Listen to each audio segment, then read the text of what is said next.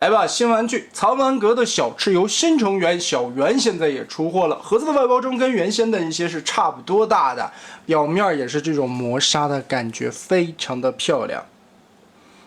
哇，照着灯光还有这种闪闪发光的这种镭射效果。里面黑色的泡沫填充对玩具的保护措施做得非常好。纸品方面，全彩印刷说明书，另外还有一张50块钱的返金券。配件内容：一把大剑，一把大枪，也拿在了手上。玩具的实物就是现在表现出来的素质了。藏玩阁的这套小蚩尤，每一款单体成员都会给人一种萌帅的感觉，而且这一回的星星其实主要是以黑色的基色为主啊，身上点缀了金银的一些分色处理和红色的区分。那整体看起来的质感相当的高级啊，全身上下的这种感觉都会有像是金属颗粒感的那种味道，但它其实并不是上的漆。头雕的细节处理也不错，整个的后脑勺是一个红色的透明零件，眼睛这里可以透出一些光来。银色的面罩涂装尖尖的，其实会有一种擎天圣的感觉呢，怎么了？但看起来也是比较邪性的，哎，会让人想起来服部半藏的那种味道啊，多多少少会有一些忍者的元素。但体型来说，别看它个儿小啊，身材方面还是非常魁梧的。可动，脖子这里是大范围的球形关节，同时变形的需要还可以上抬。哇，太黑了。肩胛完全的延展开，手臂、根部的肩膀是一个球形关节，二头肌这里可以旋转，也是变形的需要。胳膊肘是双段关节，曲臂的幅度也很大。手腕360度可以旋转，同时因为变形的关节，这个地方还可以来回的活动一点点。腰部左右有旋转，但是因为裙甲造型的关系，无法做到360度啊，会被这里卡住。但是这个也绝对够用了。前踢差不多能举到这个幅度，后踢不会干涉到，而且这个根部的料子是赛钢料啊，会有一点嘎吱声。侧踢也可以踢到很大幅度。大腿根部360，这里边有2个锁眼，打开以后腿部就可以往后翻折90度了。脚部接地，根部这里是一个球形关节，可以进行小范围的 A 字站立。当然，你需要更大的幅度时候，可以卸开脚踝中间的卡扣。背后来看的话，这个背包的个头其实不小，但因为整体的身材会很魁梧嘛，所以也不会显得非常累赘。首先，我们从胳膊开始编起。肩膀的这里肩胛先拉开腾开更多的空间，手臂上方的盖板打开，把拳头拧正，这一圈旋转折叠放进去，盖上来，然后把星星的大拳头从小臂后方折叠到前面，这里的卡扣进行合并连接，扭到正确的角度上，星星的胳膊嘛，这样弯折一点。同时你会发现，这样弯折过来以后，里边还有一些造型的刻画，挡肉的存在啊，不会显得脱肉。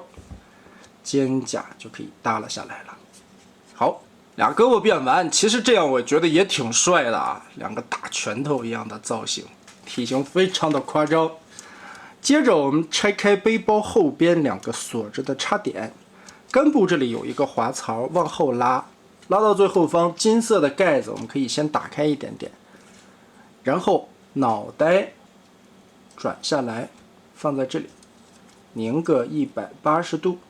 我们可以先顺着这个滑槽，把这块金色的背包往上翻，整个的顶出来，哎，然后再掏脑门，星星头旋转出来，再拧180度，然后把人头再装到星星的这个窟窿的背包里边去。把这里完全的归位，插住。裙甲往起翻折，也是为了腾开它旋转的角度。接着把腰部往后拧180度，翻个个。此时再把大腿根部旋转180度，只是换了一下裙甲的方向，膝盖还是冲前的。再把脚丫子打开，旋转180度，脚趾头抠出来。人形的脚尖往后折叠，接着我们打开膝盖的金色零件，下方的插点卸松，通过双段关节往下折过来以后，胯部这里出现2个卡槽，用膝盖的这2个卡子去锁它。从侧面这里看，稍微往后挪一点点。猩猩的屁股是撅起来的，所以腿部呈现这样的 S 造型。这个时候，小腿肚子上银色的装甲通过双关节往起搓。好嘞，猩猩形态变形完成，就是现在的样子了。其实我觉得这个小猩猩变完了，比大的那个还更有样，更像一点点。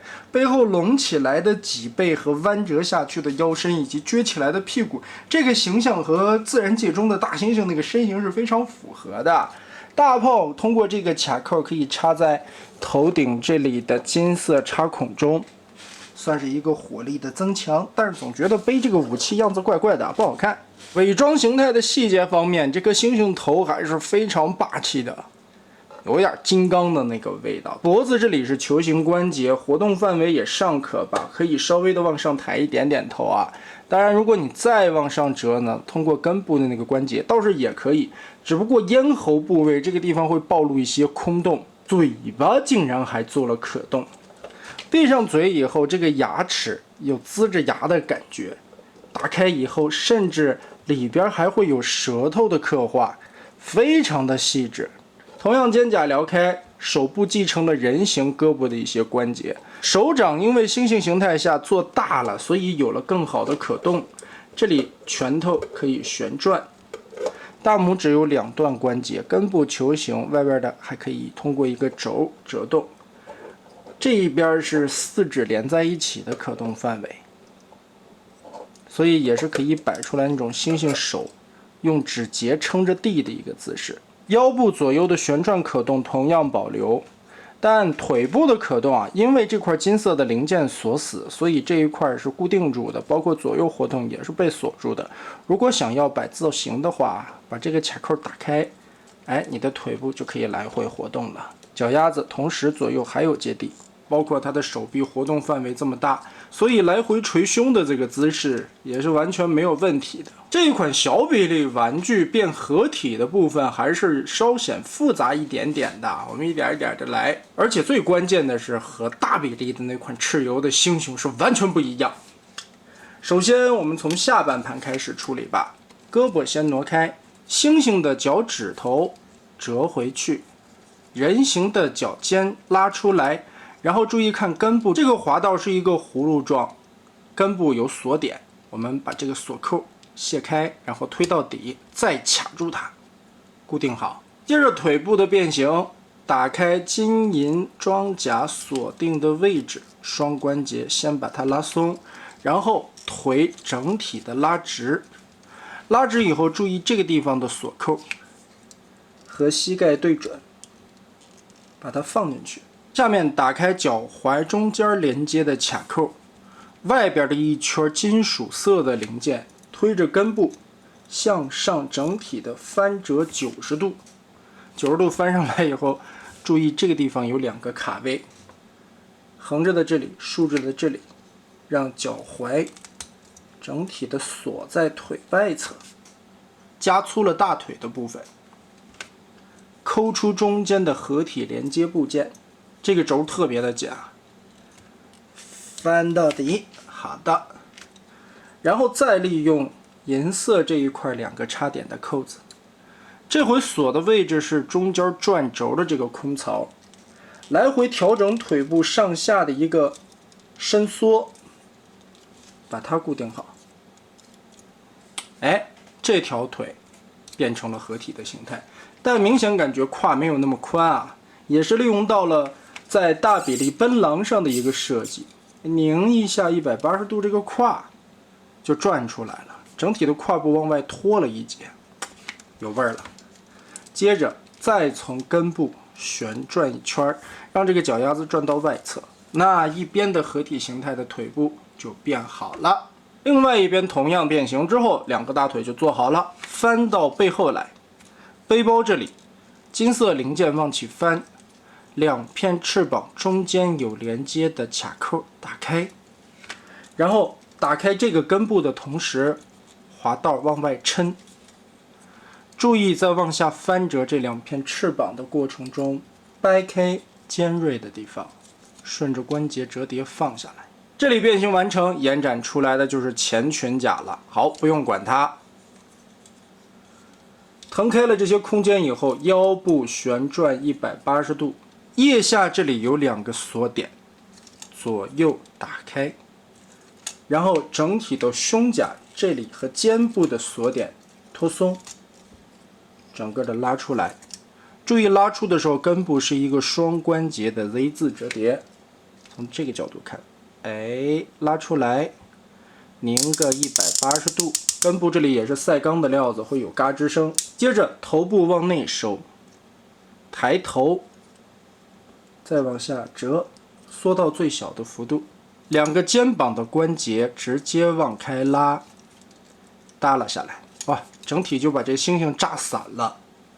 接着猩猩头旋转180度，再往回缩，填到原先的空间里面去，要完全的卡在这个凹槽的后方，所以要斜着一点点角度啊，推到后面去。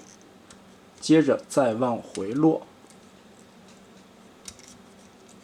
在这个过程中要注意猩猩的面部银漆的地方不要蹭到，完全落上以后，你就会发现这里卡住了，让这个凸起的关节别在这里就好了。接着前方金色的零件归位，正面的裙甲就有了。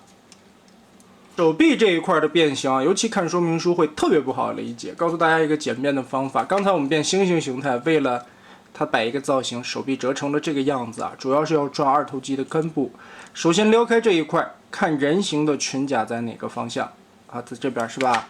我们根据这二头肌的旋转，把这个双关节的开缝处折到和人形裙甲同样的一个角度就可以了。